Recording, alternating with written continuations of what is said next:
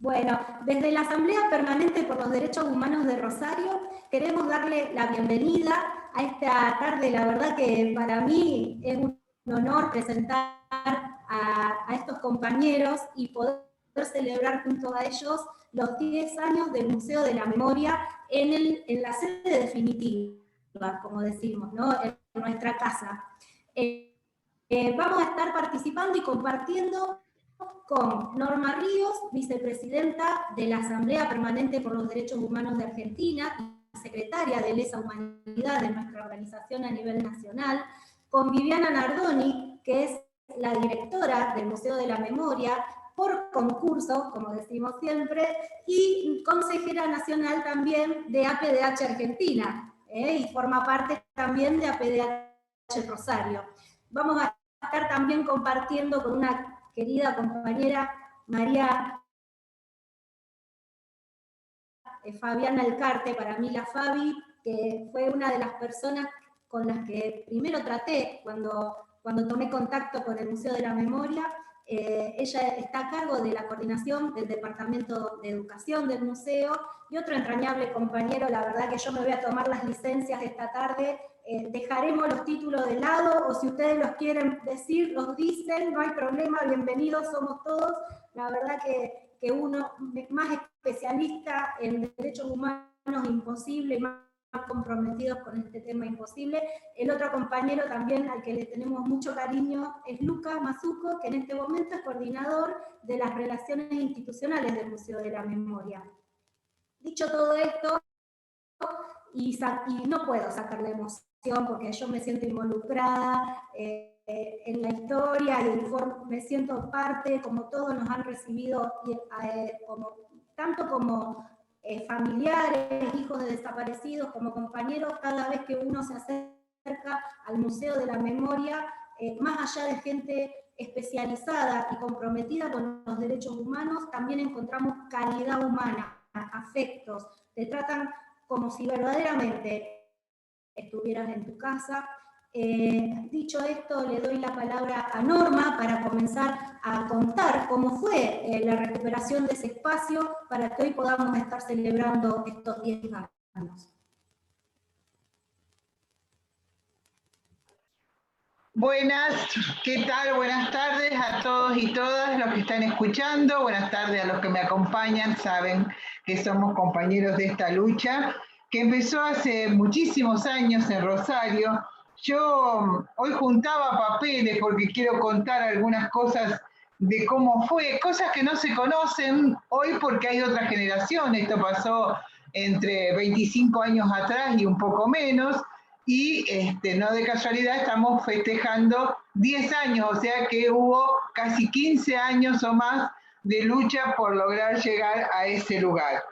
Y lo primero que quiero leer, no todo, pero por lo menos lo más importante, es un volante de allá del año ya 2009 casi, que fue un acto de clausura popular del Rockefeller, porque hemos hecho absolutamente de todo, que vamos a ir, es lo que quiero ir contando, que dice y redondea un poco la idea general de esta historia, que es aprender con la memoria para protegernos de la repetición de la historia. Es el título, es un volante muy pequeñito que acá está, yo no sé ponerlos como se hace.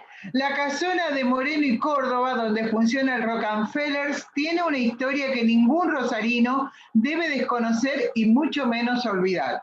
Allí funcionó en la última dictadura militar el comando del segundo cuerpo de ejército, con jurisdicción sobre las provincias de Chaco, Formosa, Misiones, Corrientes, Entre Ríos y Santa Fe. No era Rosario y sus alrededores. Eran 6 provincias, lo que se llamaba la zona 2, si no me equivoco.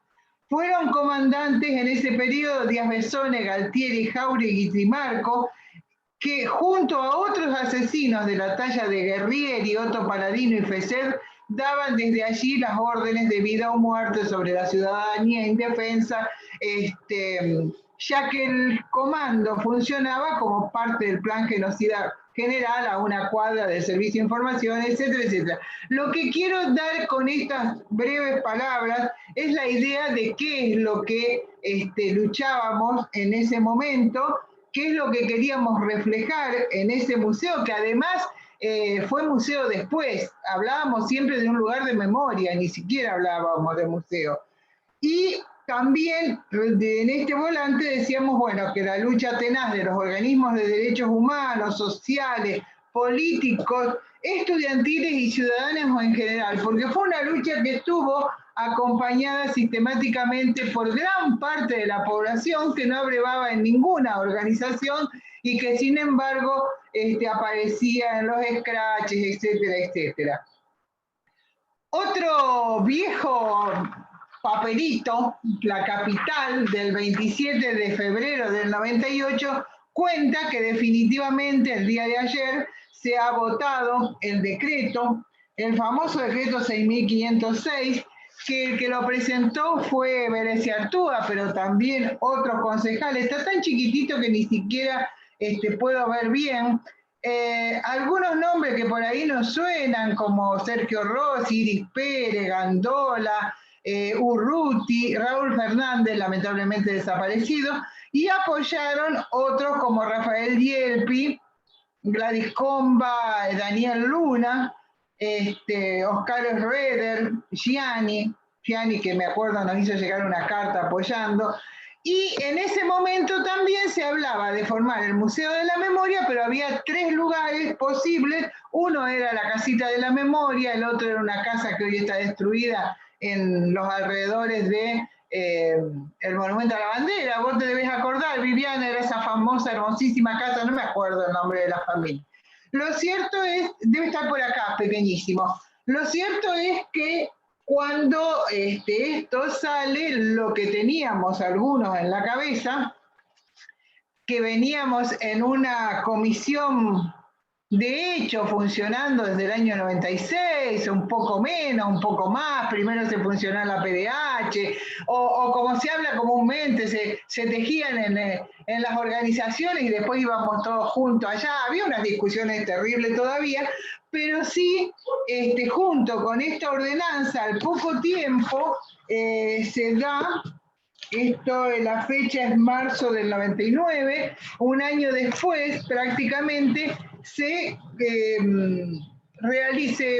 consolida con una resolución del Consejo, la Comisión de Derechos Humanos del Consejo. Una comisión que cumplió un papel extraordinario de la mano de algunos compañeros como Daniel Luna, perteneciente en ese momento también a la PDH, y que con el tiempo se fue ampliando y bueno, hoy creo que no funciona, por lo menos hace mucho que no nos invitan. También a veces la falta de un objetivo concreto hace perder lugares tan importantes como esto. Siempre digo, estaba hablando de febrero del 98. El 30 de marzo de 1998, el primero que se da cuenta de la importancia, porque ya salían en los medios el tema de la casa en Moreno y Córdoba, es sin duda el comandante en jefe del segundo cuerpo de ejército en ese momento en Rosario, que comandaba las 6 provincias, recuerden ustedes, el comandante Eduardo Rodolfo Cabanillas. Cabanillas era un capitán de Orletti, era un hombre de un centro clandestino de detención, de un centro concentracionario muy famoso, porque allí había estado el hijo, la nuera de Juan Gelman, y se había perdido su nieta, hoy felizmente encontrada. La historia va redondeándose en el tiempo. De esto no podíamos ni soñarlo, sabíamos que la buscaba.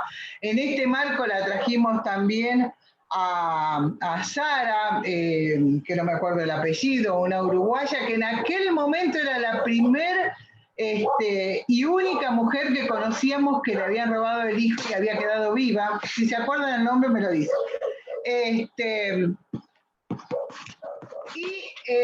También había estado en Orletti y también sabía que este hombre había estado ahí.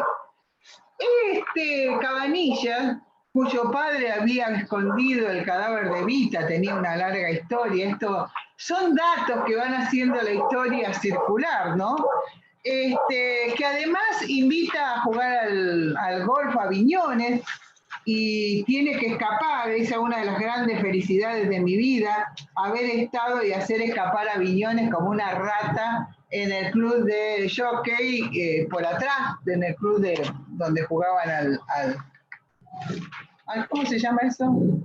Que dije antes. Bueno, así estamos con la edad. Lo invitó a jugar al golf y alguien lo recordó, lo había visto, todavía estaba reconocible, nos llama y 4 o 5 personas de derechos humanos logramos hacerlos escapar. ¿Qué nos dice Cabanilla? Cabanilla nos dice que está muy lindo, le dice a Berecia Artúa que él haya hecho un museo, pero si hace un museo, tiene que ser de las dos verdades. Tiene que ser la verdad completa, decía algo así, y hablaba en el mismo tono y con las mismas palabras que por estos días lo escuché hablar a Cejas, o que lo escuché a Guerrieri en el juicio cuando declaró, que lo escuché a Fariña, esto de no mirar para atrás, toda la repetición del discurso fue la misma. Y Cabanillas, además, era el hombre que Balsa pensaba dejar cuando se fuera, que en ese tiempito se estaba por retirar del ejército. A Cabanilla las cosas le salieron mal, la PDH y familiares tomaron con mucha fuerza esta lucha, y después de 2 escraches muy grandes en cuanto a la repercusión política del momento, porque además del escrache le pedimos la expulsión en la legislatura, le pedimos a Menem, y a pesar del banque que tuvo del poder político de la ciudad, de algunas organizaciones de derechos humanos que dijeron que era carne podrida, y de alguna gente que decía que estábamos absolutamente locos, eso era cierto, de ir a escracharlo a Cabanillas al comando del segundo cuerpo de ejército, ahí fuimos. No éramos más de 150. Yo les digo, si hoy, siempre cuento lo mismo, si hoy decimos en Rosario,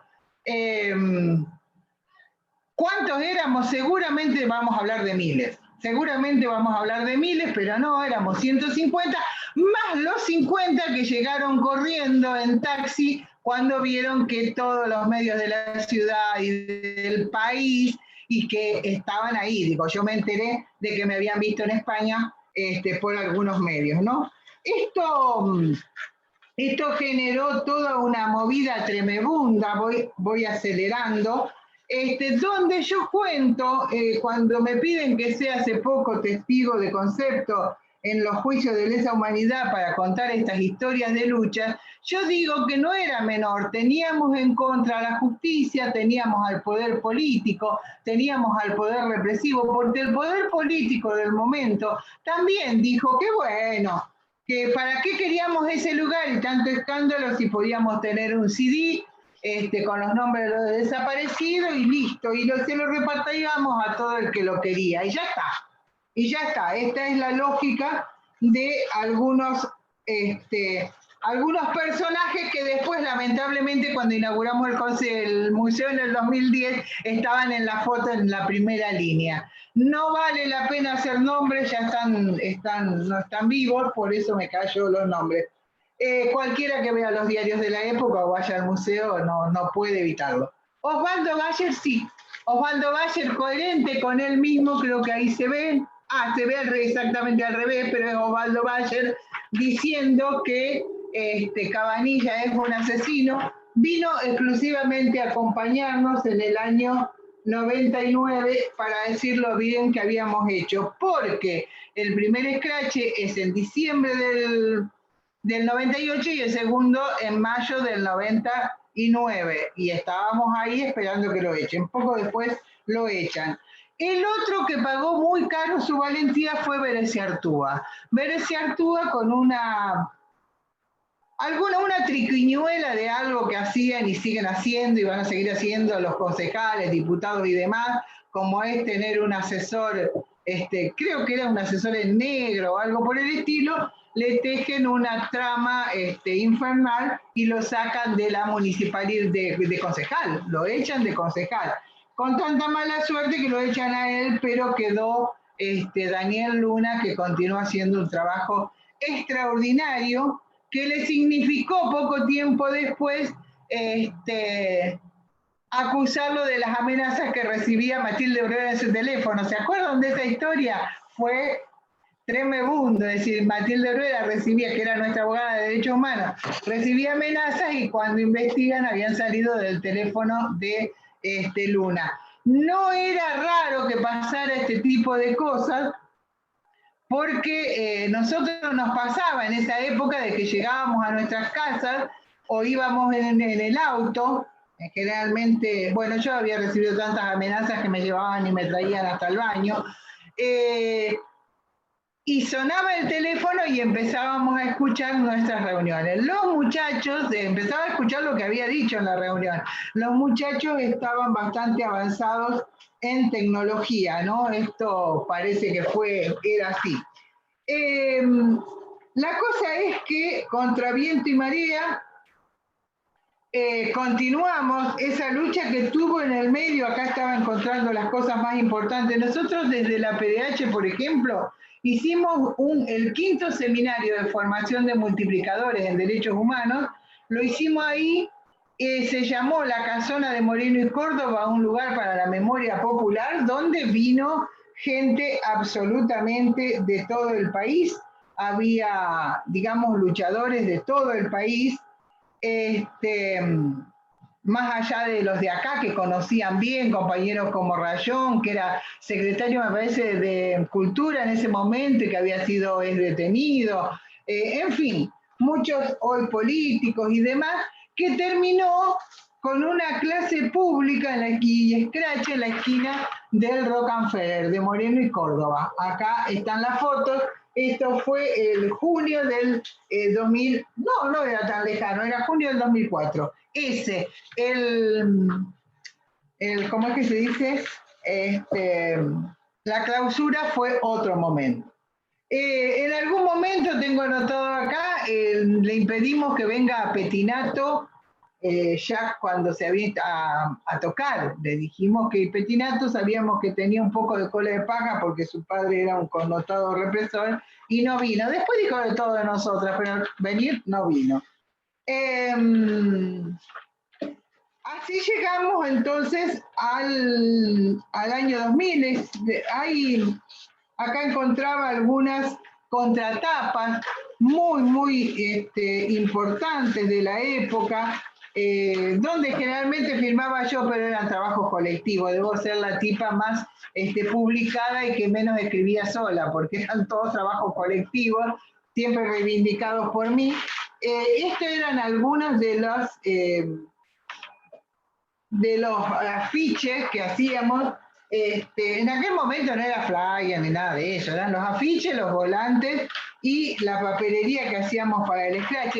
Hicimos entre 4 en el 99, 1 en el 2000, 1 en el 2001, 1 en el 2009. Yo tengo registrados 7 scratches.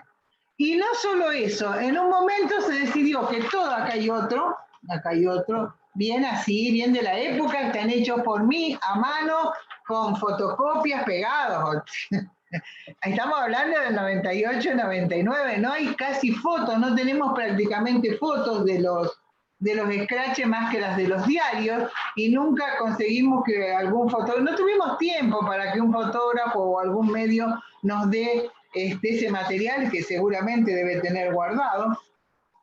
Las contratapas eran Si no hay justicia y scratch, bueno, así bien duras. También lo escrachamos porque en un momento pusieron un cajero automático y lo escrachamos con la bancaria. Miren, me acuerdo, no me hacen falta los papeles. Es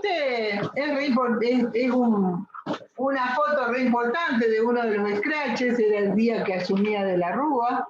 Está la foto de Mariela Desgar y está la foto de Emilio Ferecín, que si no me equivoco era el papá de Juanes, ¿no? De Juan Emilio Basso.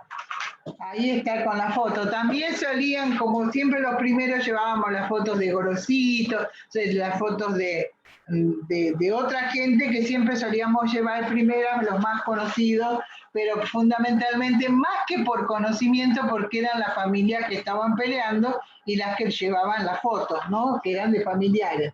Este es otro scratch. En esa época teníamos una costumbre horrible. Dice martes 10 de diciembre, 19 horas, Córdoba y Moreno. Jamás tenemos que andar buscando los diarios para saber qué año. Eso con el tiempo aprendí que había que ponerlo, ¿no? Acá lo de los scratches, una jovencita que me hizo una nota, porque estaba estudiando periodismo, por suerte, me dejó el listado de los scratches y por eso yo se los puedo repetir. Llegamos así a la Comisión de Derechos Humanos del Museo de la Memoria. Ustedes van a empezar a hablar de esa parte, yo quiero hacer como un raconto. Año 2000, Museo de la Memoria, entrega de la causa, quiero que cuenten eso, entrega de la causa PC y toda la discusión, Fabiana, recordás de los nombres sí, los nombres no. La Comisión de Derechos Humanos de la Memoria de la primer comisión directiva, me parece que vale nombrarlo, Hernández Larguía, Susana Llera, quien les habla, Marta Díaz, Federico Pagura y Emma Lucero, que también luchamos día a día para sostener y que eso permanezca. El tema de la expropiación, que siguió hasta el año 2002, la lucha por la expropiación del lugar de Moreno y Córdoba fue muy dura, siguió hasta el año 2002 y hay un dato absolutamente llamativo, avísame, Verónica, que es que cuando fuimos a Santa Fe en el año 2002 y se votó la expropiación, éramos 4 personas con una bandera, 3 de la PDH y una más. Es decir, una lucha que había significado tanto para muchos, había un poco ya de tranquilidad de que estaba el museo en la zona norte, para nosotros de ninguna manera seguíamos peleando eso. Pero nos desquitamos de ser tan pocos presentándole a todos los diputados una nota donde la PDH les decía que además de seguir peleando esto, íbamos a escracharlo al secretario de Seguridad de ese momento, Enrique Álvarez, que lo hicimos el 20 de junio del 2002, y a un genocida que era jefe de policía de la provincia, a José Storani. Nosotros, para hacer cosas así, a lo chiquito, nunca. Imagínense, hubo 2 scratches y los echaron a los 2 después. Lo tuvieron que hacer. Acá lo tenemos al Nano visitando el museo, ¿te acordás? Anda redondeando. Perfecto, lo tenemos al Nano visitando el museo. No sé cómo vamos a contar tanta historia. Y la lucha final para ya instalarnos y llegar al 2010, que esta la tienen bien las chicas, una anécdota más. Cuando nos dicen que se está demorando y se está demorando, nos mandan la última batalla que era muy difícil, muy dificultosa para nosotros que luchábamos por los derechos humanos y demás, nos mandan al sindicato de trabajadores de gastronómicos, que, oh casualidad, y gracias a no sé qué santo que andaba dando vuelta por ahí, se acordaron que los trabajadores de el Rockefeller se iban a quedar sin trabajo. Lo de que se iban a quedar sin trabajo no era nada nuevo, porque seguramente siempre estaban en negro, maltratados, como son todos, además, con la precariedad con que en general están los trabajadores gastronómicos, en ese momento era un chiste. No obstante, bueno, creo que ganaron porque logramos que se haga un convenio ahí donde no se eche a nadie y demás. Y esa fue la última avanzada. Y la que hicimos por nuestra cuenta, muy poco conocida, nos reunimos con personal de la municipalidad, creo que estaba Fernando Asegurado y otro señor cuyo nombre no recuerdo, está en la foto, también se las di al museo, donde toda la comisión directiva y el director del momento fuimos y le dijimos que si no daban las llaves en 24 horas, cuando ya estamos hablando del último, estamos hablando creo que del 28 de febrero del 2002, Viviana siente porque se acuerda, le decimos que vamos a renunciar con una conferencia de prensa, lo que hubiera sido en ese momento histórico tremendo. Yo recuerdo que esto sí es absolutamente personal. Hernández Larguía, que tenía algunas cuestiones muy claras y muy firmes, así como nos peleábamos por otras, nos miramos y dijimos, nos vamos. Le decimos que nos vamos y que armamos un escándalo internacional. Y entonces yo, con la caradurez con la que me manejé la mayoría de las veces en mi vida y que me fueron bien en la lucha, y además convencida de que lo iba a hacer, que no había absolutamente nada que nos detuviera, ni promesas, ni trabajo, ni ningún curro detrás, me paro y les digo muy alegremente, si ustedes mañana no nos dan las llaves, nos vamos y hacemos un escándalo de campanilla. Bueno, conclusión, obviamente al otro día estuvieron las llaves, ustedes recuerdan, un acto maravilloso. Yo no lloro, yo esas cosas no lloro, después parecía un trapito en mi casa, pero las disfruté mucho.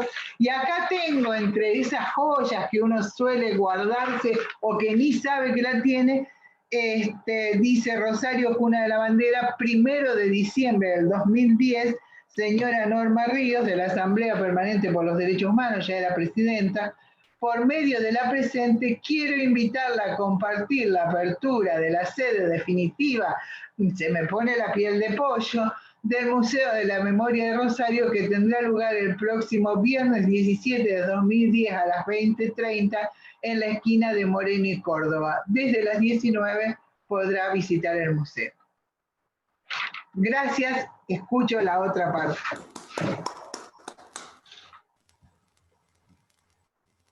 Impagable ese papelito, como vos le decís. ¿Vos qué opinás, Vivi? Te Muchísimas doy la gracias, palabra. Norma. Bienvenida.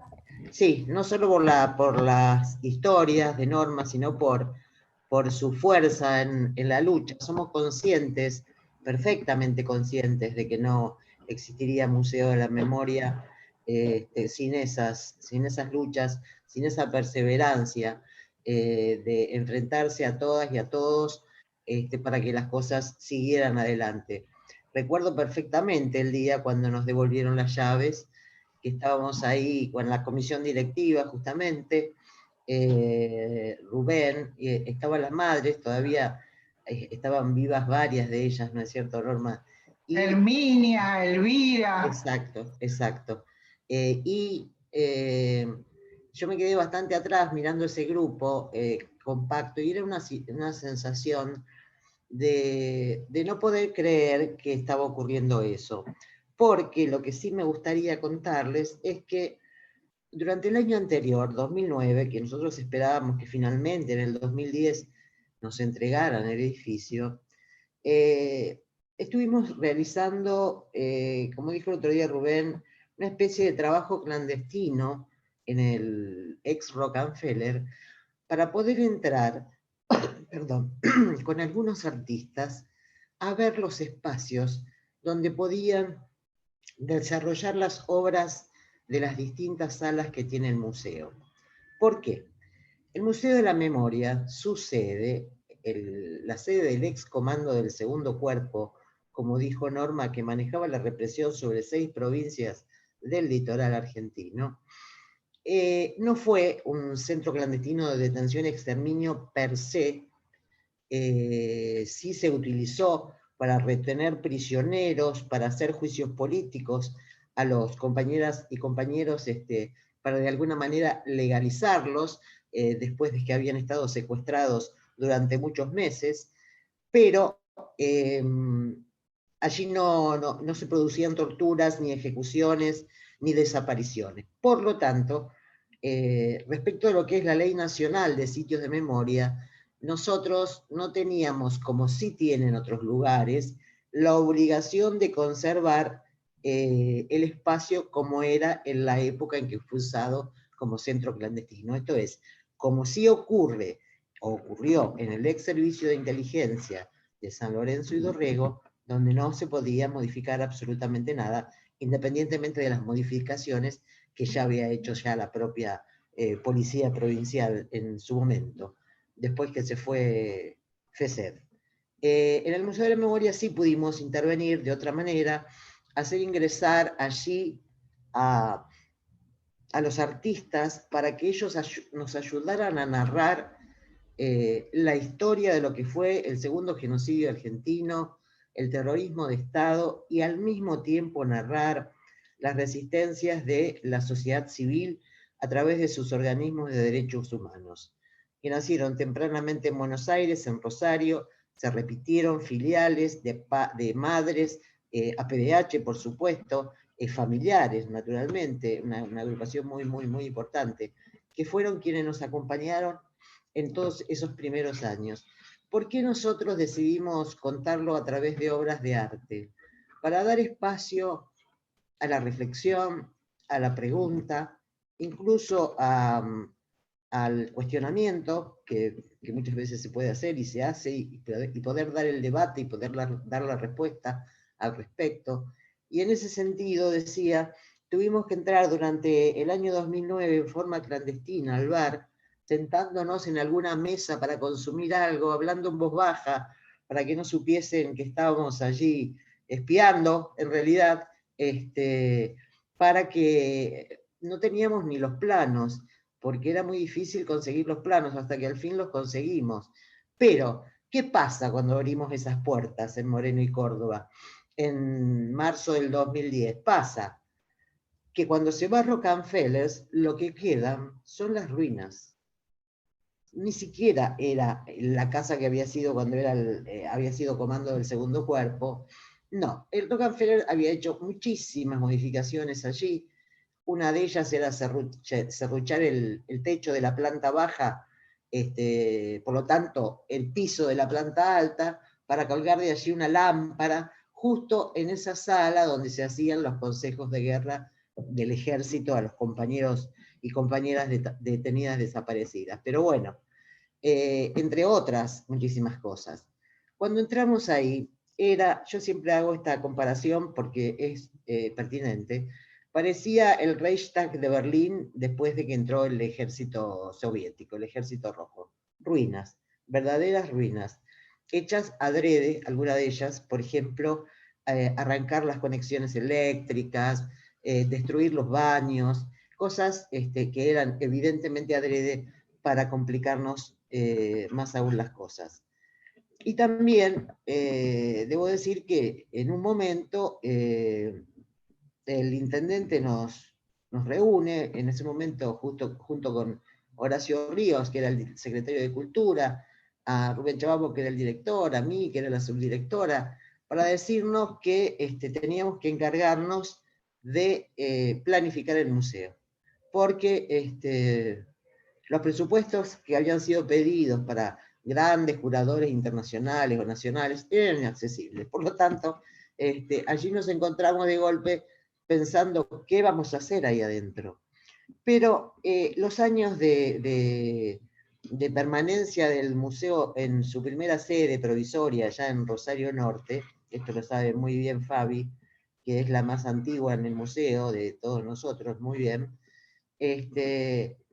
nos ayudaron a formarnos en muchas cosas y nos ayudaron a poder sentarnos y pensar en grupo y definir cosas, y de esa manera fuimos planificando qué hacer en cada una de esas salas y cómo amplificar los muchos programas e ideas que ya existían, pero que nunca habían sido puestos en práctica porque no daban las circunstancias para eso.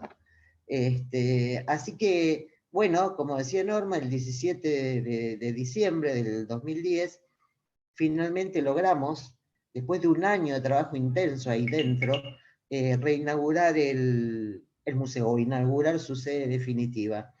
Fue un festival maravilloso, muchísima gente afuera y muchísima gente adentro.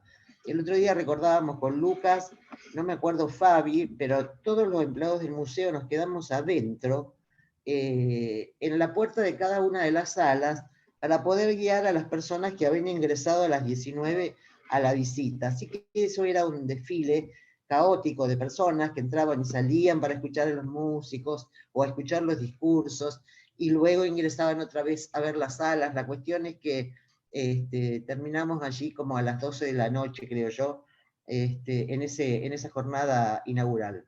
Y después vino lo que el museo es hoy, un lugar absolutamente posicionado como lo que es un espacio de memoria y derechos humanos, que tiene la capacidad de analizar el pasado con los pies en el presente y imaginando futuros posibles, como diría una amiga mía.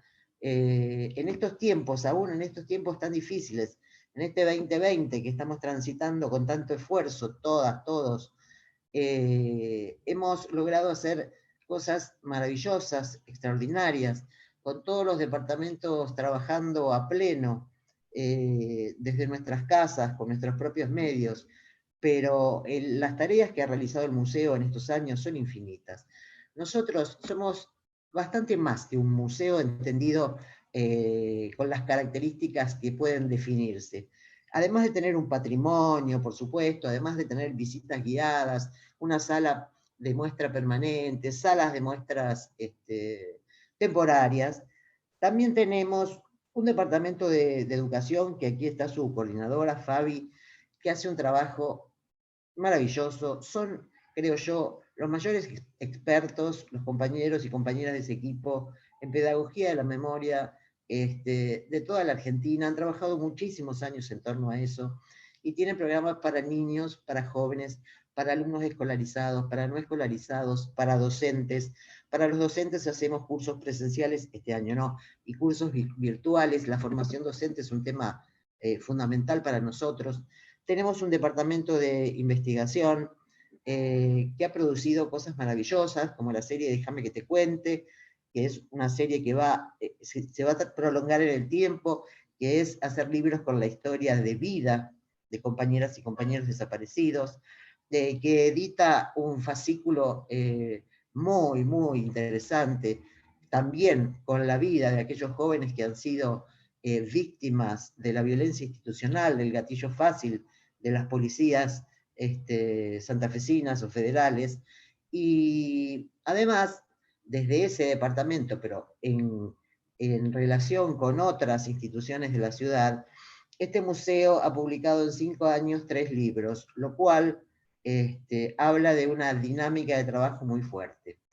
También tiene una biblioteca temática de más de 5.000 volúmenes, absolutamente actualizada, sobre, obviamente, nuestros temas específicamente en ciencias sociales, en derecho, en historia, todo lo que allí necesiten está. Y también es hemeroteca, o sea, hay grandes colecciones de revistas y de diarios. El centro documental, que es el lugar preferido de Norma, hasta donde yo sé, alberga colecciones de documentos públicos y privados. Le llamamos públicos a aquellos documentos que archiva o conserva el Estado, mejor dicho. El museo fue en 2004, el primero, o 2005, sí, 2005, en obtener una copia digital de la causa FESED, que fue bastante problemático, pero finalmente lo obtuvimos y creo que fue el primer espacio de memoria que tuvo un archivo de esas características en su centro documental, que en ese momento no tenía ese nombre. Pero bueno, archivos provinciales, archivos nacionales y archivos privados le llamamos a los archivos de la sociedad civil. Por ejemplo, hay una colección exclusiva que es APDH Rosario, que es la que ha ido donando Norma durante todos estos años, que ha sido debidamente digitalizada y organizada como colección especial. Ese es un gran lugar de trabajo que tiene el museo. Y también tenemos algo que es absolutamente novedoso, único, para un espacio de memoria estatal como el nuestro, que es el Servicio de Orientación Jurídica, en el que trabajan abogados compañeros, Gaby, Fede, que trabajan no solo como abogados querellantes de las familias y de sobrevivientes del terrorismo de Estado, sino también trabajan en casos de violencia institucional, en el acercamiento de las personas a obtener los beneficios de las leyes reparatorias, y eso la verdad que ha sido una iniciativa única que se dio en el Museo de la Memoria. Los compañeros también pertenecen a PDH, o sea que este organismo ha sido con nuestra institución, creo yo, el más cercano, tal vez el más generoso de la mayoría de los organismos de Rosario. Norma nos acompañó primero muchos años siendo miembro de la comisión directiva, después se retiró por propia decisión de la comisión directiva, pero siguió permaneciendo en el museo, esta vez armando la colección de archivos patrimoniales de APDH. No quiero olvidarme de nada, pero tenemos un maravilloso departamento de producción que se ocupa de todas nuestras acciones y programaciones que llevamos adelante. Y un departamento de comunicación que este año ha trabajado a destajo. Quiero recordarlas especialmente a María Eugenia Freire, quien ha posibilitado que este año estemos presentes en todas nuestras redes sociales con producciones maravillosas, porque la virtualidad nos obligó a reformular nuestro trabajo, nuestras actividades, ¿no es verdad? Entonces, infinidad de charlas, debates, videos, todo tipo de actividades, materiales digitalizados, como lo que les mencionaba del Déjame que te cuente, todas esas producciones han estado todas las semanas renovándose en nuestras redes sociales para no abandonar a la gente que es nuestro público, nuestros públicos, y al mismo tiempo, gracias a estas redes sociales, ganar nuevos públicos que nunca habían ido al museo, pero se interesaron al ver en las redes determinados materiales, y tenemos sus respuestas, sus reacciones al respecto, y la verdad que ha sido muy, muy, muy positivo en ese sentido estos trabajos en pandemia, ¿no? Y después también debo decir que hacia adentro el museo tiene una característica muy especial. El museo es un lugar donde se ha democratizado la palabra.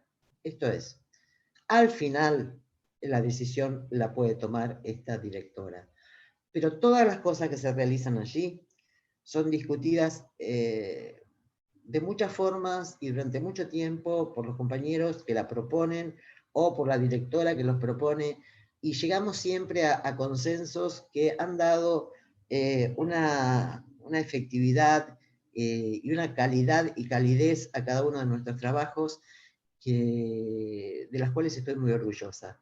Y muy orgullosa también estoy del equipo de trabajadoras y trabajadores del museo, de sus niveles de compromiso, de su creatividad, de su firmeza ideológica, lo que es necesario para estar en una institución de estas características, el no rendirse nunca respecto a determinadas adversidades que se presentan. En ese sentido, creo que este Museo de la Memoria podría funcionar incluso sin dirección, de tan afinados que están los perfiles de aquellas mujeres y hombres que trabajan allí y saben perfectamente cuáles son las cosas que hay que hacer y cómo hacerlas. Así que yo, que me jubilaré el año que viene, creo que hemos consolidado un espacio maravilloso al que espero que pueda ser dirigido después de un concurso de dirección perfecto, que sea franco, leal y abierto, el concurso de dirección, y ser dirigido por quien gane, manteniendo ciertas normas como estas de la democratización de la palabra y la no toma de decisiones unilaterales por parte de las direcciones, sino confiar siempre en que las compañeras y los compañeros tienen una visión importantísima para compartir y derecho para decidir sobre estas cuestiones.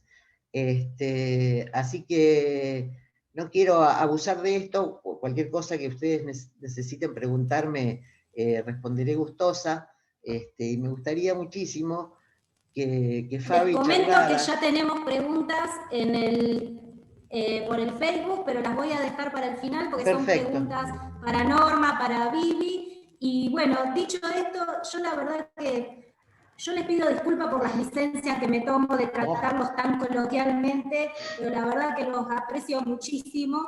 Así que Fabi, Lucas, bueno, Fabi, si querés comenzar tu espacio. espacio en esta tarde, agradecer todo lo que contaron los panelistas anteriores, y además, y ya los dejo, que cada espacio del Museo de la Memoria, en lo personal me siento totalmente atravesada, ya sea como decía Viviana, y ahora que calculo que Fabi va a profundizar en el Departamento de Educación, esto de la pedagogía de la memoria pudo posibilitar que el museo fuera visitado por colegios desde los cuartos, quintos grados en adelante.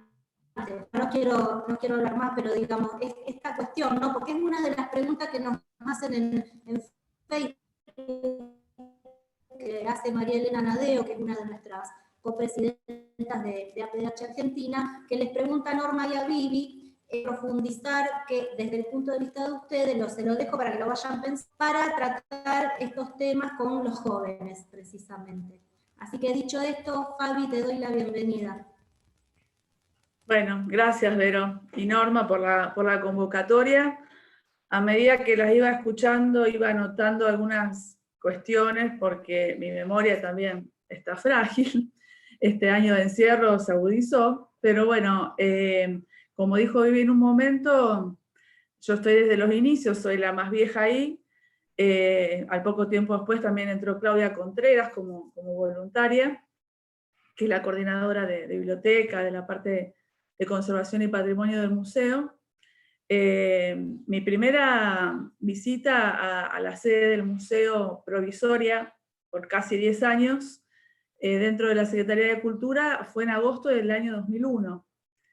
Y me convocan unos amigos a través de Emma Lucero, que yo la conocía a través de estos amigos en común. Y ahí la primera reunión era la que fue después la oficinita de dirección de Rubén. Y recuerdo la primera imagen es una mesa de plástico, esas de jardín, blanca, y una línea de teléfono.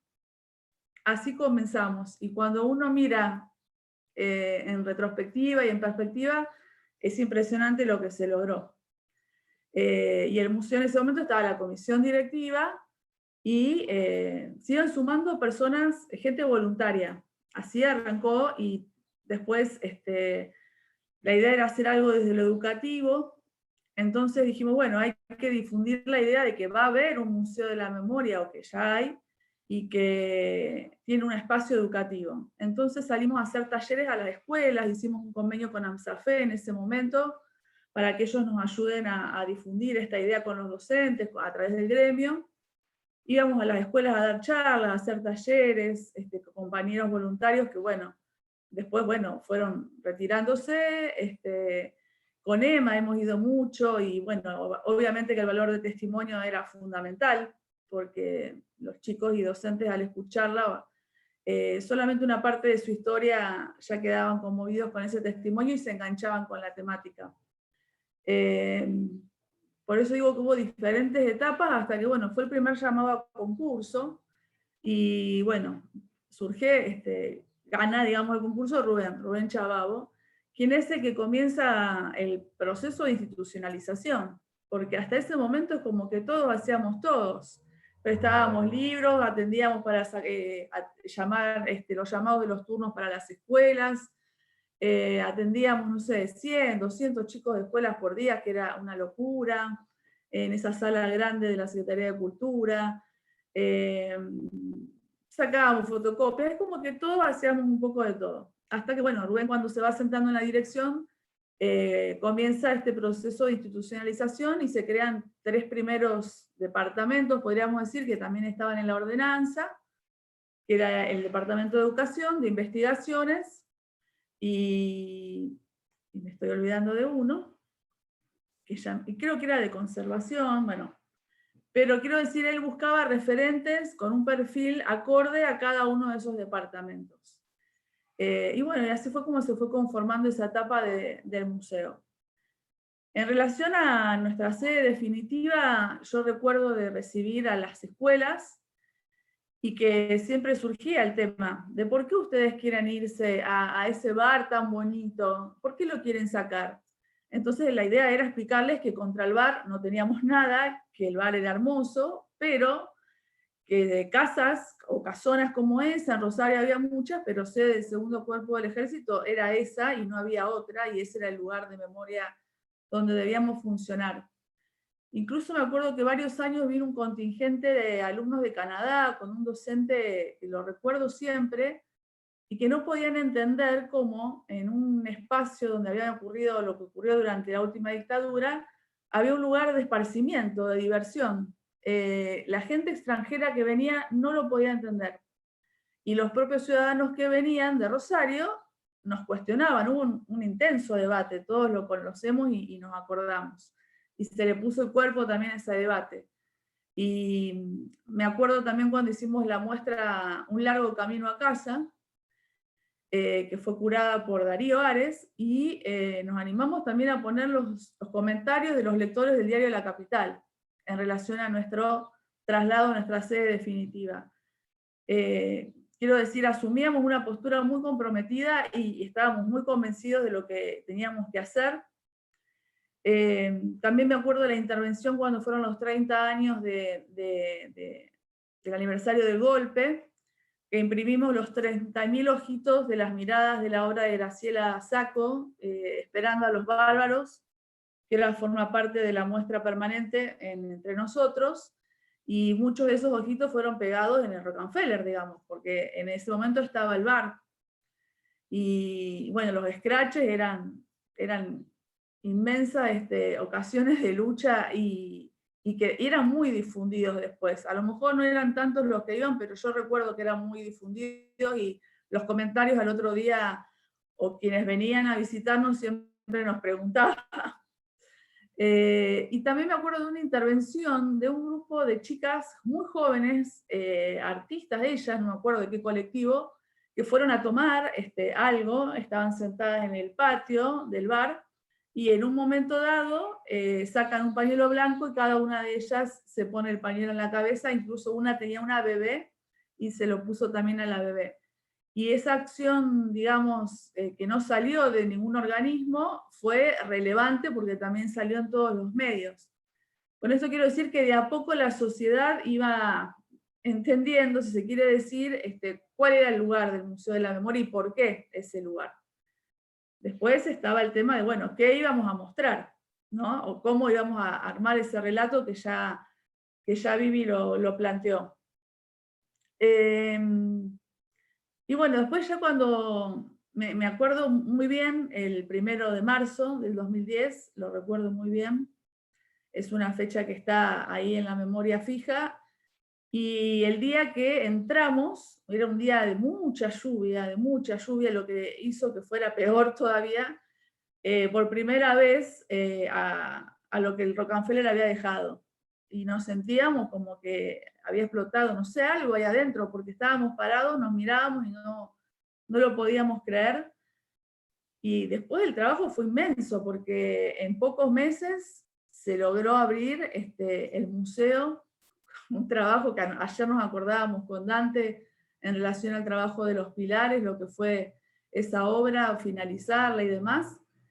Y también recuerdo de ir de manera clandestina una vez, por consejo de Rubén, al bar, porque no, si blanqueábamos que éramos trabajadores del museo, sabíamos lo que iba a pasar, y fuimos una mañana a desayunar, varias de nosotros. Un poco de culpa sentíamos, pero Rubén nos decía, es importante que vayan, porque después ustedes tienen que saber qué es lo que había en cada lugar. Y así fue como fuimos al baño de abajo y abrimos la puerta de lo que hoy es el auditorio, que en ese momento era un subsuelo con todo elementos como un depósito, pero en muy malas condiciones. Por eso yo cuando entro al auditorio y me acuerdo de esa imagen, veo el trabajo que se logró, ¿no? Igual cuando en el espacio de evidencias, que está ese hermoso patio de invierno, cuando estaba el bar no existía, o sea, había un piso falso de madera con mesitas y la gente allí tomando su café, y donde tenemos la maravillosa fotografía de Puzzolo en el Bosque de la Memoria, había una foto de alguien pasando música, o sea, lo que es el estilo del bar. Pero esa vez me acuerdo de ir de manera clandestina, cosa que nosotros después lo pudimos recuperar en nuestros recorridos. Y Vero lo sabe, al principio cuando decías que te sentís como en tu casa, la idea es que es la casa de todos, porque se recuperó ese espacio de memoria para todas y todos los rosarinos, ¿no? Los ciudadanos de Rosario y del país. Y es así como nosotros queremos hacer sentir cuando vienen tanto los docentes a hacer recorridos, a los alumnos, al público en general, a los residentes. La idea es que se sientan realmente como un lugar que les es propio. Y ver, bueno, cómo resignifican ese lugar cada uno, ¿no? Es un poco hablando de la historia desde el 2001 hasta ahora. Son muchos años y pasan volando porque el museo tuvo diferentes etapas, entonces como que a mí me fue renovando la energía, porque en un momento estuvimos en la sede provisoria, después vino Rubén, después sumó Vivi con otras miradas, después nos trasladamos al sitio de memoria que ya en sí es un dispositivo didáctico para nosotros. Es diferente trabajar en un recorrido guiado con muestras permanentes en una sede provisoria que en el lugar, ¿no? Y en relación al área de educación, recién en el 2008 creo que pudimos conformar un equipo más sólido.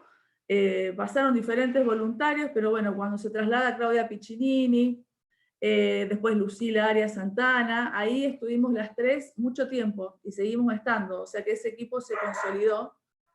Y después, bueno, pasaron otros compañeros como Leandro Bartolomeo, ahora está Matías Cabezuelo y está Evelina Pereira, y todos venimos de diferentes disciplinas, y eso hace que tengamos miradas diferentes y múltiples en relación a las actividades y a los proyectos que realizamos.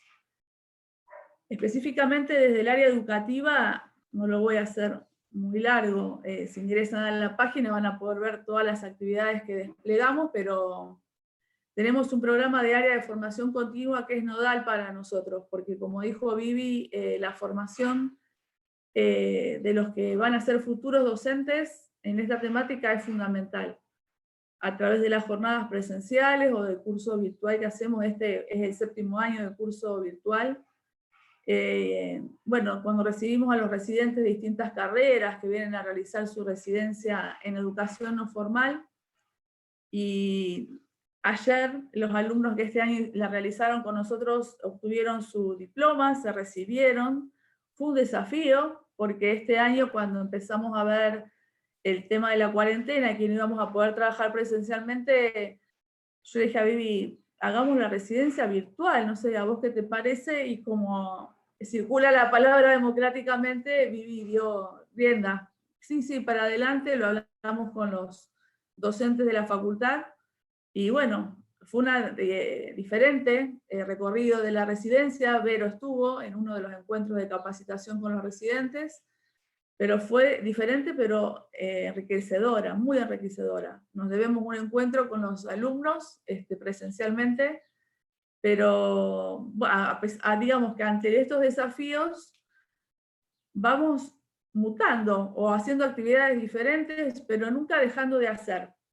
Siempre pensando qué hacer de nuevo o cómo acomodarnos a los tiempos. Y fundamentalmente eso, nos basamos en la pedagogía de la memoria, que es un concepto que no hace mucho tiempo empezó a circular. De quien lo escuché por primera vez fue de María Celeste Adamoli, que en ese momento era la coordinadora del programa Memoria de Educación durante la presidencia de Cristina Fernández, que vino al museo a dar una charla, y ahí, bueno, empecé a investigar un poco, ¿no? ¿Qué es esto de la pedagogía de la memoria? Y es eso, dar la voz, dejar que la palabra circule, no bajar un discurso monolítico y cerrado, sí partiendo de un relato, digamos, y de una convicción o de un piso máximo de acuerdo. Obviamente es la condena al terrorismo de Estado. Pero después es la pedagogía de la pregunta. Cuando hacemos recorridos guiados, surgen las preguntas primeras de los alumnos, de los chicos, antes que las nuestras. Y uno puede planificar un recorrido de acuerdo a la edad del grupo que nos va a visitar, de qué zonas son, si abordaron la temática o no, según nos cuente él o la docente. Pero a veces vienen y nos preguntan, ¿y eso qué es? Antes de que digamos buen día, generalmente es la hora de Graciela Sacco, y uno lee el grupo y tiene que cambiar todo lo planificado. Y bueno, es eso la pedagogía de la memoria, ver qué tienen para decir los jóvenes también en relación a esta temática y cómo la resignifican. Yo siempre digo que no es un posicionamiento falso nuestro.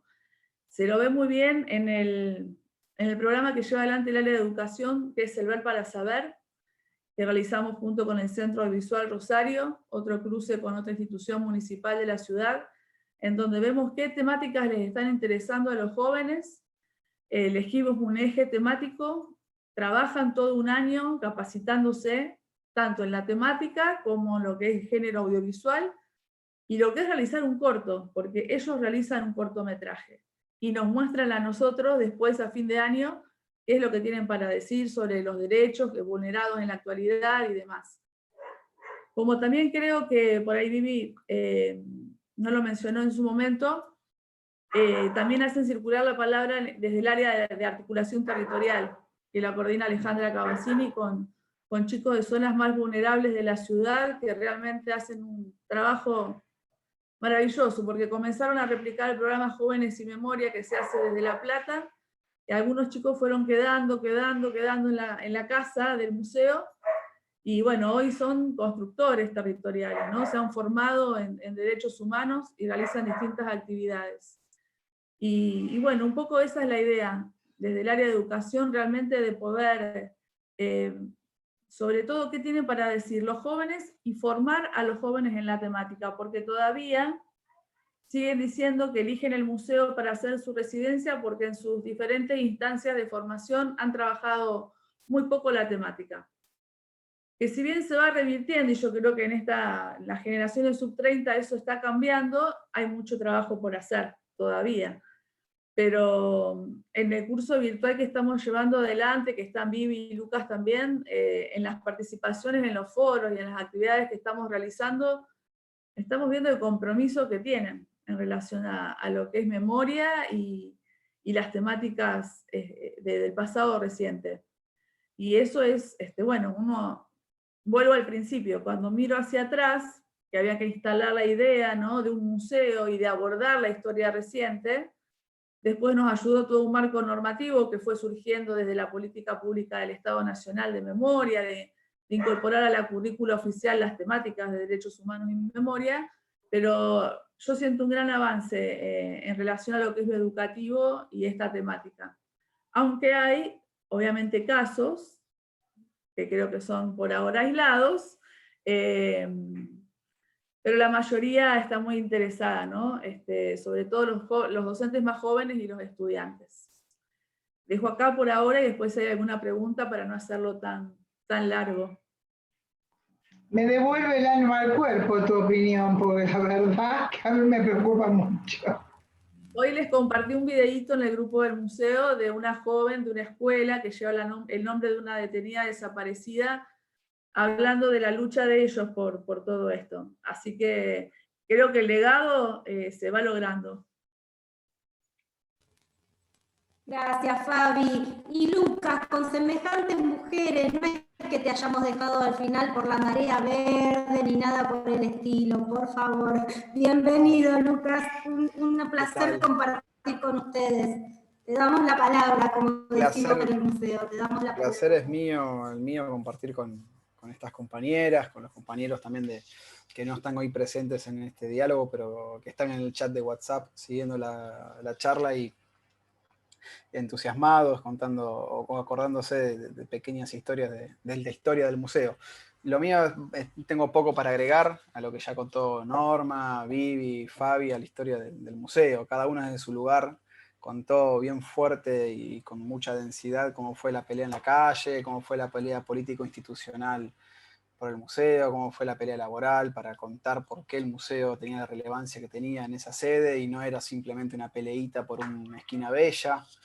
Me acuerdo que, o estudiando, no me acuerdo, no, porque yo era bastante chico, pero estudiando la historia del museo, tratando de reconstruirla, conocimos que había debates televisivos por la belleza arquitectónica de la esquina y cómo eso iba a ser tergiversado por un museo y eso le revolvió el pasado, bueno, etc. Eso es la historia del museo que también contaron las compañeras. Yo a lo mejor podría agregar un poquito primero recordar ese 17 de diciembre, que para mí ese año 2010 fue muy revelador, porque yo ya llevaba 5 años viviendo en Rosario y estudiando, estaba cursando el 5º año de la licenciatura en Ciencia Política y era pasante. Estaba haciendo la pasantía curricular que la carrera te pide en la Oficina de Derechos Humanos, que en ese momento convivía prácticamente con el museo en la estación Rosario Norte. El director era la misma persona, Rubén Chababo, y ahí mi pasantía era justamente en la oficina, no en el museo, pero mi trabajo diario formal, que era también en la Secretaría, en otra área, en la parte administrativa, me hizo conocer de esos 2 lugares, desde esos 2 lugares, toda la cocina, de cómo fue el traslado del museo, y tuve la gran fortuna, que para mí hasta hoy es un orgullo, como Norma guarda esa nota de invitación, para mí es el orgullo que tengo es haber ayudado, haber sido parte, con absoluta casualidad, porque yo no entré para ser pasante en el museo, conocía de costado, porque el museo todavía era un proyecto cuando vine a Rosario, ¿no? Pero mi orgullo es haber estado ese 17 de diciembre ahí. Para mí, si no hubiese tenido más contacto en el museo de ahí en adelante, yo ya hubiese estado satisfecho igual. Para mí sería un recuerdo enorme. Pero bueno, desde ahí tuve la suerte de pasar de voluntario, público, empezar a contactarme más regularmente desde la secretaría, empezar a pedir el traslado y hace ya 6 años casi trasladarme definitivamente al museo y empezar a crecer en el lugar que es mi casa también. Yo creo que es mi casa más allá de que estamos en la casa de los padres, como se la llama. Y entonces, bueno, hoy en día el museo es todo eso, ese centro de memoria que Vivi también relató, es mucho más que un museo, somos orgullosamente un museo que investiga, que recopila, que guarda, que conserva, restaura documentación, patrimonio material e inmaterial, pero también somos mucho más que todo eso. Ese es nuestro núcleo, nuestro origen, pero somos todo eso que Vivi contó, y me gustaría hablar también en realidad del futuro, de los próximos 10 años, del museo, mis impresiones de esos próximos 10 años, no sé, voy a ser tan soberbio de arrogarme el futuro, que eso es imposible, pero bueno, en la charla que hubo entre Viviana y Rubén, que propiciamos en el ciclo de los 10 años en casa y que va a ser estrenada el 17 de diciembre como parte de nuestros festejos, nuestras celebraciones del 10º aniversario. La última pregunta que les hice fue justamente eso, cómo imaginaban el futuro. Y me parece una pregunta absolutamente pertinente y hasta paradójica, cuando somos el Museo de la Memoria, así que en teoría nuestro trabajo es el pasado, pero en realidad no. Espero que todo el mundo sepa que nuestro trabajo es el futuro, no es el pasado. Vamos desde el pasado, pero siempre para adelante y hacia el futuro, ¿no? Eso es para que lo tengamos claro lo que somos de este campo, del campo popular, de la memoria, y lo tengan claro también los otros, ¿no? Los que Fabi estaba nombrando, que todavía son una minoría intensa, pero todavía son una minoría y hemos logrado que sigan en ese estado y que nos acusan de revolver el pasado. No, nosotros revolvemos el avispero del futuro, ¿no? Y me parece que el futuro del museo va por el lado de, primero justamente, con la transmisión intergeneracional, garantizar o tratar de trabajar en la garantía de esa no repetición, que es el fundamento por el cual tenemos memoria, verdad y justicia. No es revolver el pasado porque sí, sino es la garantía de no repetición, que no tengamos otro genocidio, un tercer genocidio que reconfigure la sociedad en otros términos. Nuestro trabajo es, primeramente en el futuro, es esa garantía, es trabajar con los chicos, en todos los públicos que tengamos de jóvenes, educación formal, no formal, articulando en el territorio, articulando con instituciones, con las facultades, con la sociedad civil, con los organismos de derechos humanos dedicados a la historia reciente, pero también los organismos de derechos humanos que podríamos llamar de la nueva generación, de la última generación, con los derechos de derechos humanos, mejor dicho, con las luchas por ampliar los horizontes de derechos del hoy. Y eso me lleva a otra parte de nuestro futuro, que es la caja de resonancia de la sociedad, ¿no? Estamos en una sociedad cada vez más fragmentada, absolutamente fragmentada, muy convulsionada, muy movilizada, pero con mucha fragmentación. Me parece que estamos en un momento de empezar a articular todas estas demandas dispersas, todas estas luchas que yo considero están dispersas, me parece, por ampliar derechos, por ampliar los horizontes, pero que cada uno va por su carril en la calle. Todos estamos en la calle, pero muy difícilmente terminamos acordando o articulando demandas generales que ayuden a promover esas demandas particulares. Y el museo me parece que tiene que ser esa caja de resonancia, o ayudar a hacer esa caja de resonancia, invitando a debatir, a que circule la palabra entre la sociedad civil.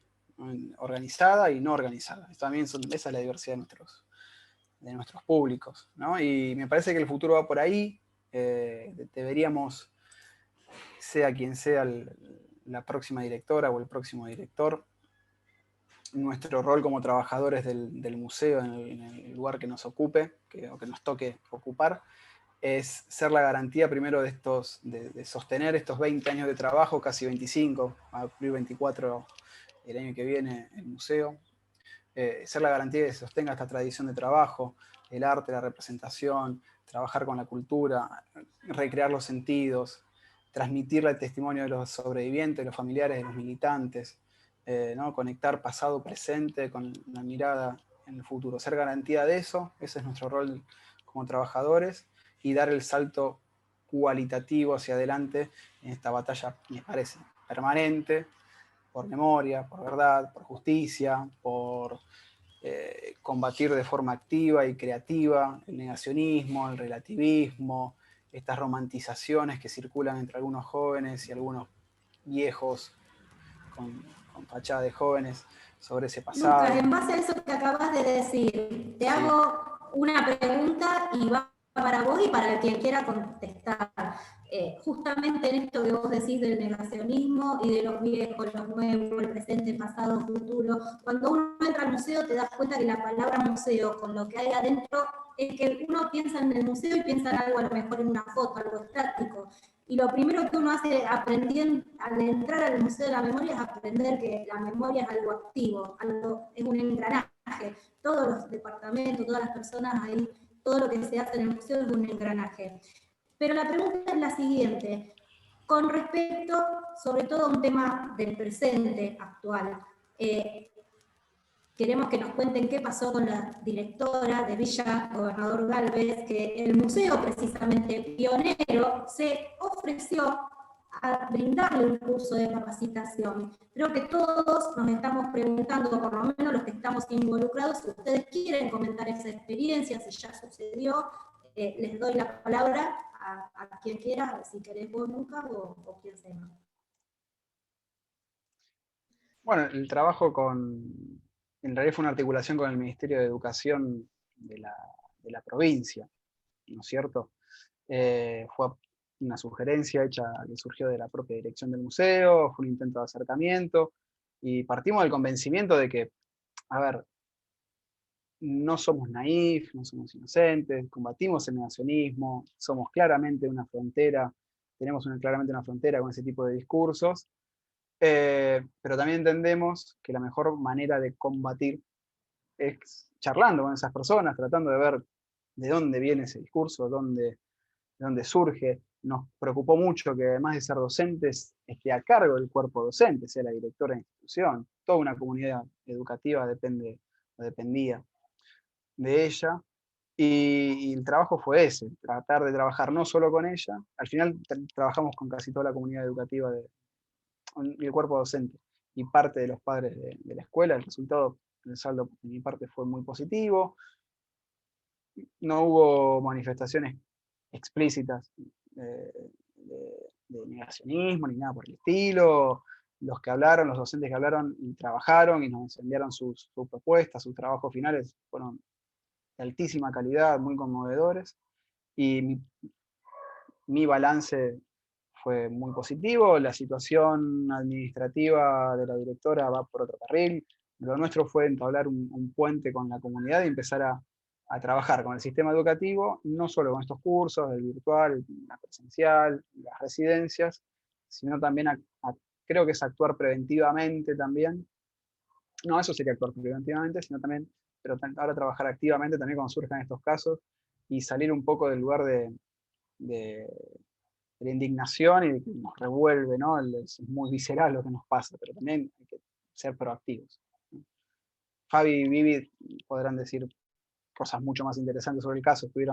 Ellas trabajaron en el curso, ¿no? En esas 2 jornadas que tuvimos con... Quería agregar a lo que dice Lucas, es que cuando nosotros hablamos con el ministerio, ellos aceptaron enseguida. Nosotros creíamos que iba a ser un curso para la directora, pero finalmente ellos decidieron que todos los docentes participaran. Lo que nosotros evaluamos también después de la reunión de evaluación, valga la redundancia, es que, como en todas las instituciones grandes, hay allí una grieta, no me gusta la palabra, pero sí hay, digamos, divisiones institucionales que están claramente expresadas en las actitudes de los docentes. Muchísimos docentes que nos escribieron manifestándose en contra de la posición de la directora y entregando sus trabajos en tiempo y en forma, y otros docentes que se quejaban porque los habíamos expuesto en la prensa. Eso no es más que la expresión de lo que la sociedad argentina es. ¿Me explico? Esto se torna gravísimo porque lo expresa una directora de escuela, una escuela inmensa, de 3 turnos, con primaria, con escuela media también.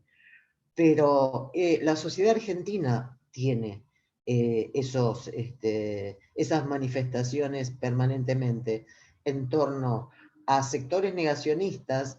Lo vemos todos los días, los que transitamos las redes sociales, y nos indignamos, pero creo que si para algo estamos, tanto los organismos como los sitios del Estado es para formar y debatir. No es solo, lo primero sí es la denuncia, y luego la reparación, la sanación. Pero, y esto lo va a corroborar perfectamente Fabi, nosotros durante años le hemos pedido al Ministerio de Educación que incorpore un seminario de formación docente en historia reciente, memoria, verdad y justicia. No para que lo demos nosotros, que decidan ellos cómo lo implementan. Pero cada vez más creemos que es el nivel docente el que debe asumir esta temática como propia, y eso solo se logrará si cuando son formados como docentes son formados en derechos humanos, en la amplia variedad de derechos humanos, los del pasado, los del presente y los que falta conquistar para el futuro. Hasta ahora el ministerio, que a nosotros nos involucra, que es el de la provincia de Santa Fe, nunca nos ha contestado, pero seguiremos insistiendo, porque creemos que es fundamental. Se nota que hay un corte allí entre la casa del alumno y el docente. En algún lado falta un puente que permita transitar esa transmisión de memoria de una manera apropiada. Y yo creo que la formación lo es.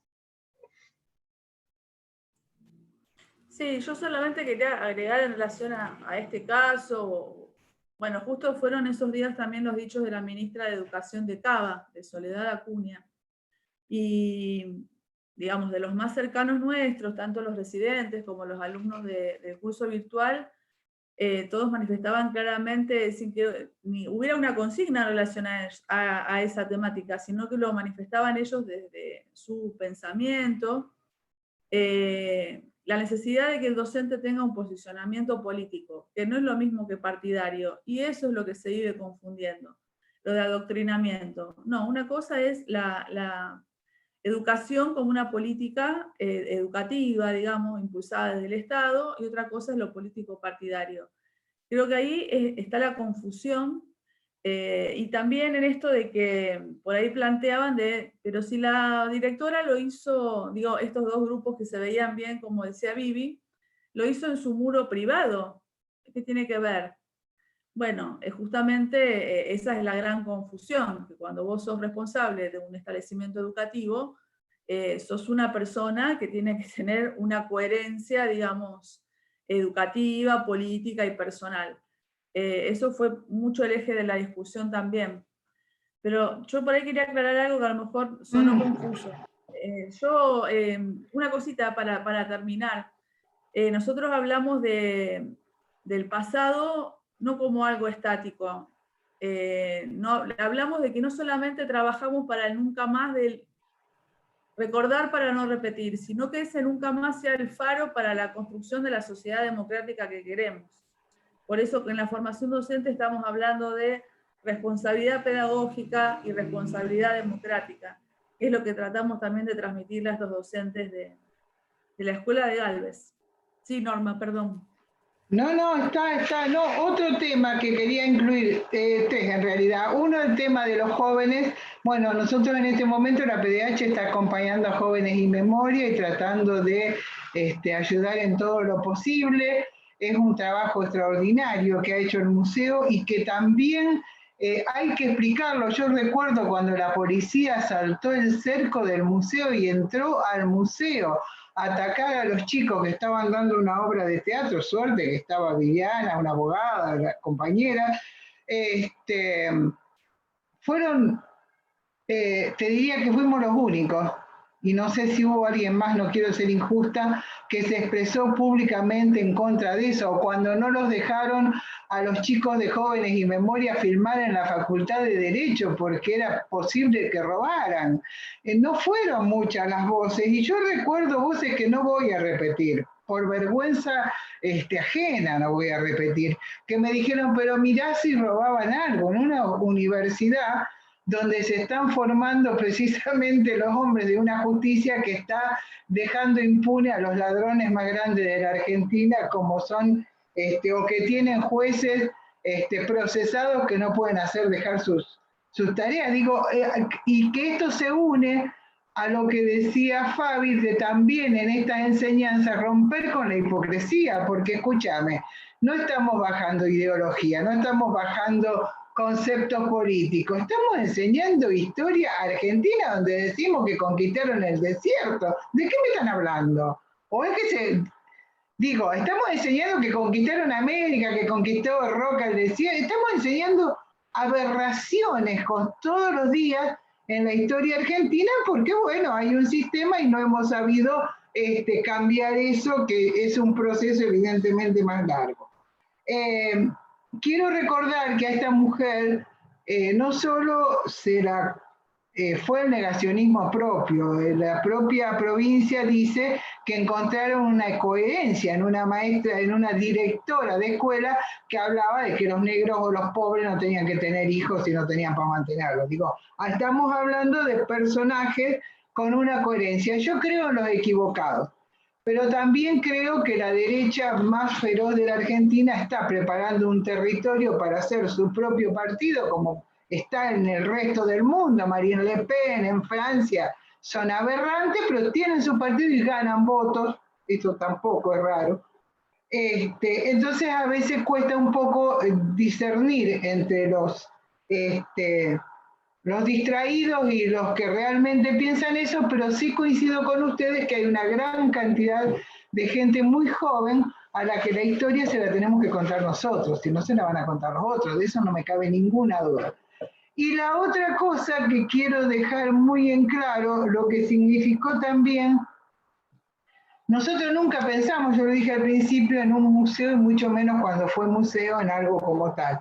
Siempre se pensó en algo vivo, pero la incorporación de Viviana, con una historia de vida propia, que podía plantear, entender claramente algunas cosas, fue importantísima porque tampoco queríamos que fuera un lugar lindo, donde todo fuera estético, hermoso, y cultura, ¿no? ¿Se entiende?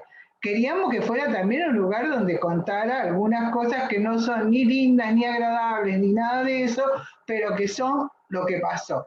Y Viviana hizo eso, y la gran desesperación que siempre teníamos nosotros, que iba todo el mundo al museo, menos los familiares y los entretenidos. ¿Te acordás, Vivi? No había forma de entrar un ex detenido del montón, no los más conocidos, claro, un ex detenido del montón. De hecho, a raíz de algunas otras cosas, de esto que cómo se había peleado y demás, era muy difícil. Yo creo que esto de tener el lugar donde nuestros compañeros abogados trabajan, y también lograron traer a los testigos de los juicios, los detenidos, familiares y demás, también le dio un espacio al museo muy, muy importante en un sector que por razones totalmente entendibles, no en relación al museo, sino en relación a su vida frente a la sociedad en determinado momento, estamos hablando de 20 años atrás, le costaba mucho incorporarse a determinados espacios. Ustedes saben lo que costó llevar testimonios a los juicios y después haríamos todos los diarios, todo, ¿eh? Hay un proceso, yo lo que quiero que se entienda es que estamos hablando de un proceso de 20 y pico de años. Y por último, para cerrar, esta anécdota es cuasi graciosa, tragicómica en realidad. ¿Cómo aparecimos, Federico Paguri y yo, en el escenario el día de la apertura del museo? Porque no nos dejaban entrar por ningún lado, porque no teníamos tarjeta. Y entonces entramos con los artistas y aparecimos en el escenario y dice, ¿qué hacen ustedes acá? No sé, queremos entrar al museo. Digo, cosas que pasan, precisamente Federico y yo no habíamos podido entrar. Y también como la historia se vengó, a veces creo que nuestros desaparecidos nos acompañan, porque yo no recuerdo, no sé si era Marta Díaz y yo que estábamos designadas para sacar la lona de los rollos donde están, deben tener un nombre, por favor, discúlpenme, donde están los nombres de los compañeros, ¿se acuerdan? Y había una tormenta enorme y las dos que teníamos que designadas dijimos, esta foto no la queremos porque estaban en la primera línea todos los que siempre habían dicho que no hacía falta ningún museo. Y yo esa foto, digo, preservo mi historia a través de la foto, pero de determinada manera. Esa foto no la quería y estábamos mirando con mucha bronca desde abajo de un alero que, bueno, iban a abrir otra gente y no nosotras. Y en ese momento, un viento fenomenal que vino realmente del cielo, generó un remolino y se destaparon solo los compañeros, no permitieron que ninguna mano que no se lo merecía toque esa lona. Esa fue una anécdota realmente que entendimos muy pocos y otros realmente nos emocionó muchísimo. Dijimos, viste, ellos no quisieron ni ellas no quisieron que nadie que no lo mereciera tocara esa lona. Y se destapó solo. Bueno, la verdad que esa anécdota para cerrar es maravillosa. Yo simplemente agradecerles muchísimo, saben lo que los quiero a todas, todos y cada uno de los que están acompañándonos, que verdaderamente es una celebración para la APDH Rosario y para todos los compañeros que nos están mirando, luego compañeros del museo, compañeros de APDH Nacional, compañeros de APDH Rosario que nos están mandando saludos, docentes que han pasado, gente que ha hecho estos cursos que habla Fabiana del museo, las residencias, los compañeros de la toma. Bueno, no quiero quedarme sin mencionar a nadie, pero hay un montón de compañeros mandando saludos y afectos. Y la verdad que es un gran placer y es nuestro bastión también el museo por esta cuestión de defender los espacios y la casa de todos, porque en definitiva es la casa de todos, los que estamos, los que estuvieron, y cuando nosotros no estemos seguramente, por ejemplo, una de las cosas del centro documental es que cada uno de nosotros, de los familiares, dejamos nuestras pertenencias para que quede respaldado, guardado en algún lugar. Lo han hecho las madres, lo he hecho yo personalmente, y así todos y cada uno. Bueno, la APDH, Norma, ha entregado, pero me refiero a lo individual también, a la historia de nuestras personas, de nuestros seres queridos, que ustedes custodian en ese espacio y que va a quedar para la humanidad en este museo municipal. Así que bueno, nada más que agradecerles, no sé si quieren despedirse, les dejo la palabra y ya cerramos. Muchísimas, muchísimas gracias por haber aceptado esta tarde. Sí. A mí me gustaría saludar a María Elena Nadeo, que es presidenta nacional de la PDH, recordar que los directores del Museo de la Memoria son elegidos por concurso, por eso siempre los hemos valorado a Viviana, y es consejera nacional de la PDH, muy ganado esa concejalía. Y quiero saludar a Claudia Piccinini, que dice, estoy infiltrada. En realidad, bueno, podía haber dicho algo, tiene mucho para decir. A Jessica De Monti, otra de las compañeras, Ale Cavaccini, yo no sé si nos nombramos a todos. Escuché algunos que nombramos, vale para todos, un saludo enorme. Siempre, siempre, siempre dije que uno de los grandes valores que tenían, más allá de las cabezas que dirigen, es el personal del museo. Ustedes saben cuánto los queremos, cuánto los valoramos fundamentalmente, y además yo siempre se los hago saber. Así que bueno, me quiero despedir de ellos y saludando a todos los que nos acompañaron, compañeros de Rosario y de otros lugares. Realmente es una alegría, porque para nosotros esta actividad es un gustazo que nos dimos. Muchísimas gracias a PDH siempre. Muchísimas gracias. Sí, muchas gracias. Solamente decir que trabajamos con alegría dentro del museo. Ante temáticas tan fuertes y dolorosas, siempre es un espíritu de alegría que creo que reivindica a los 30.000 en ese sentido. Gracias.